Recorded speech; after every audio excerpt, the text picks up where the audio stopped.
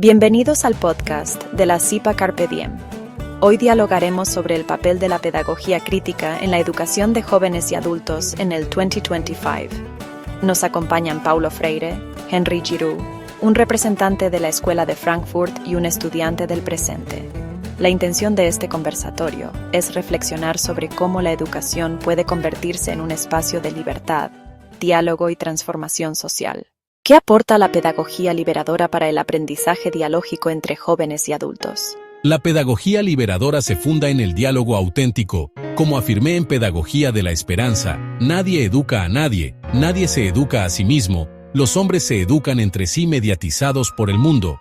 Esto significa que jóvenes y adultos aprenden juntos, compartiendo experiencias de vida y construyendo conocimiento en común. Coincido con Freire. En mi obra Pedagogía y Política de la Esperanza, sostengo que la educación debe ser un acto político y cultural. El aprendizaje dialógico rompe con la pasividad, invita a la participación activa y a pensar la escuela como un lugar de resistencia y posibilidad. Desde la teoría crítica, Horkheimer señalaba en 1937 que la teoría solo se vuelve crítica cuando aspira a la emancipación de los seres humanos.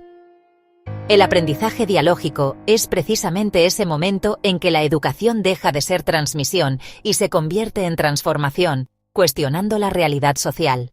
¿Qué riesgos ven en tratar la educación de adultos como secundaria?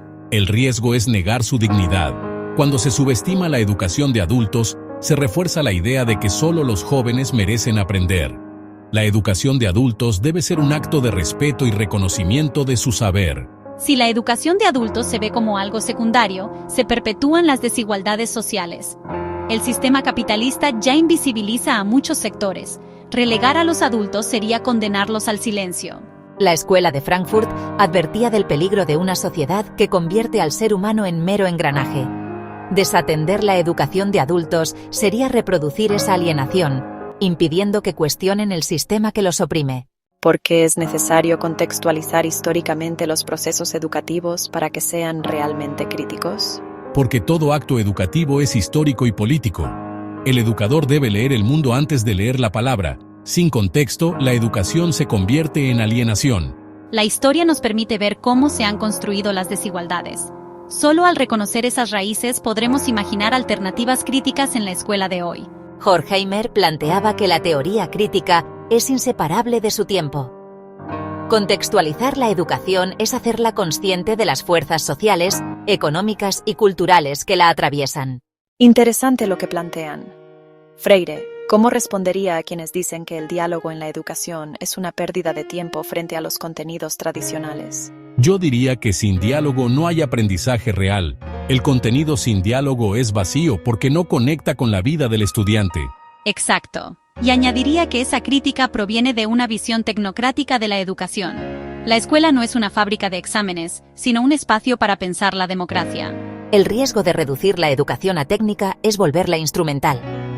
Como decía Adorno, la educación debe impedir que Auschwitz se repita. Esto significa que debe formar conciencia crítica, no solo habilidades.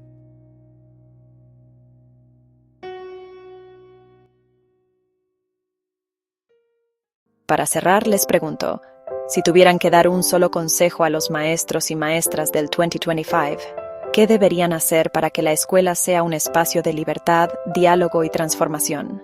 Escuchar a sus estudiantes. La palabra del estudiante es semilla de liberación. Resistir la cultura del silencio y apostar por una pedagogía de la esperanza. No olvidar que educar es también un acto político. O se reproduce la dominación, o se abre camino a la emancipación. Gracias por acompañarnos en este conversatorio. Desde la CIPA Carpe Diem, creemos que la educación crítica sigue siendo la clave para un futuro más justo. Hasta la próxima.